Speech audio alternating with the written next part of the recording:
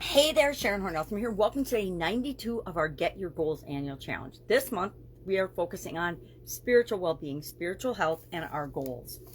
Our goals in that area, as well as how our spiritual well-being impacts all the other areas and aspects of our life.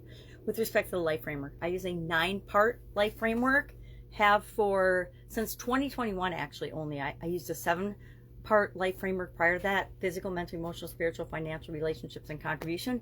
And then following the pandemic and all the craziness that brought into my life and everybody else's life that I knew, I added confidence and communication, 2 core skills that we need to all have and continue to develop throughout our lifetime to create the life that we want. So we'll talk about each one of those in detail for a month of this year's challenge as we're setting and achieving and learning all about goals and goal setting and goal achievement and just goals in general. It's Get Your Goals annual challenge. So we're talking about goals pretty much every day.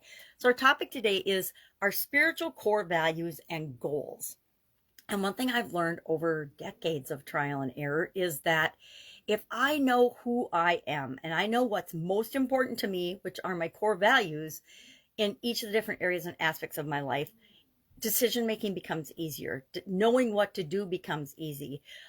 Dealing with challenges and the things that pop up in all of our lives, it becomes easier because I know that I'm going to make decisions that are right for me based on what's most important to me. And that begins with me understanding and knowing what my core values are. So every year, and I've done this for several years, in each of these different areas and aspects of my life, I have thought about and literally written down what are my core values in each of these areas. So today we're going to look at what are my, and you're going to look at as your action item, what are your at least 1 to 3 primary, most important core values with respect to your spiritual well-being, your spiritual health, your spirituality.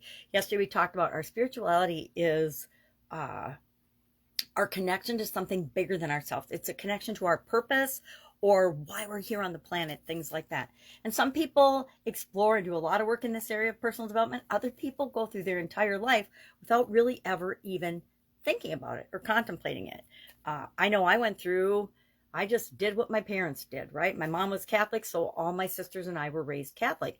And I never really questioned my spirituality or my beliefs until I got older and I actually, I'd been confirmed Catholic. I'd gone through all the CCD and all the classes and everything. And I went to church every Sunday for the most part when I was younger.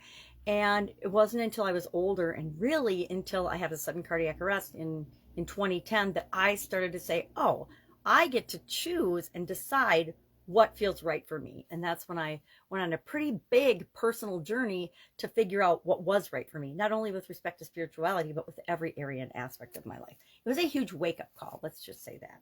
So today what we're going to do is we're just going to think about and we're going to pay attention to what is most important to us with respect to our spiritual well-being and our spiritual health, because that's going to help us set and achieve our goals in that area. It's going to keep us motivated. It's going to help us make those decisions and choices. So what are some examples of spiritual goals and not spiritual goals, spiritual core values?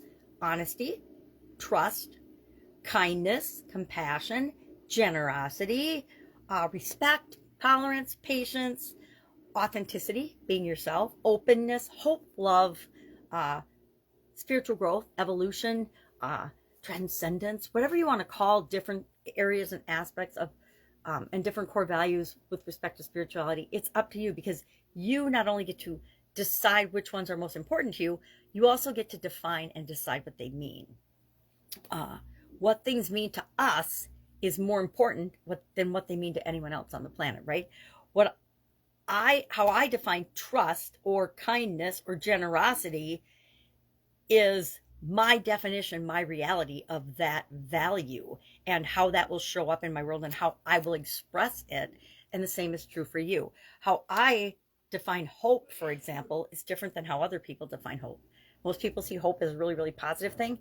I see hope as a neutral or not necessarily a positive thing. I guess I see faith differently too, right? We all get to define and decide what they mean to us. So all we're going to do today for our action item is if you don't have a list of possible spiritual core values, just Google it online, or I guess you could probably ask the AI nowadays.